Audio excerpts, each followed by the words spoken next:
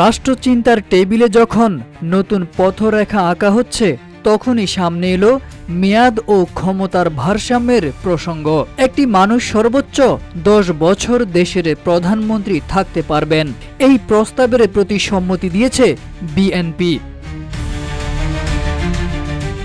তবে একই সঙ্গে তারা সতর্ক করেছে, যদি জাতীয় সাংবিধানিক কাউন্সিল এনসিসি নামের কোনো কমিটি গঠন করে নির্বাহী বিভাগের ক্ষমতা খর্ব করা হয়, তাহলে প্রধানমন্ত্রীর মেয়াদ নির্ধারণে একমত হওয়া সম্ভব নয়। বিএনপির স্থায়ী কমিটির সদস্য সালাউদ্দিন আহমেদ জানান, জাতীয় ঐক্যমত্য কমিশনের সঙ্গে বৈঠকে মূলনীতি, এনসিসি, প্রধানমন্ত্রীর মেয়াদ সহ বিভিন্ন সাংবিধানিক বিষয়ের উপর আলোচনা হয়। তিনি বলেন, বিএনপি চায় পঞ্চম সংশোধনী অনুযায়ী রাষ্ট্রের মূলনীতি বহাল থাকুক, যেখানে বিসমিল্লাহির রহমানির রহিম এবং আল্লাহর উপর পূর্ণ আস্থা ও বিশ্বাস অন্তর্ভুক্ত রয়েছে।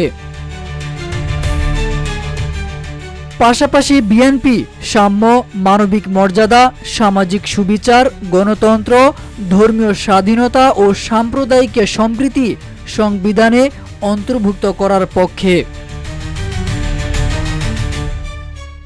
সালাউদ্দিন আহমেদ বলেন, শুধু নির্বাহী বিভাগের ক্ষমতা কমিয়ে রাষ্ট্র পরিচালনা সম্ভব নয়। অতীতে একজন ব্যক্তি স্বৈরাচার হয়েছিলেন বলে এখন পুরো কাঠামোর ভারসাম্য ভেঙে দেওয়া চলবে না, এ ধারণা থেকে সরে আসতে হবে বলে তিনি জানান।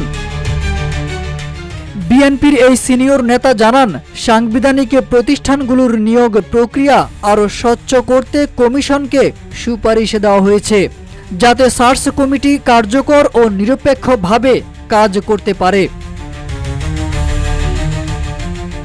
যতক্ষণ পর্যন্ত একটি স্বাধীন নির্বাচন ব্যবস্থা, মুক্ত বিচার বিভাগ এবং স্বাধীন গণমাধ্যম নিশ্চিত না হচ্ছে, ততক্ষণ পর্যন্ত গণতন্ত্র শক্ত ভিতের উপর দাঁড়াবে না বলে জানান সালাউদ্দিন আহমেদ।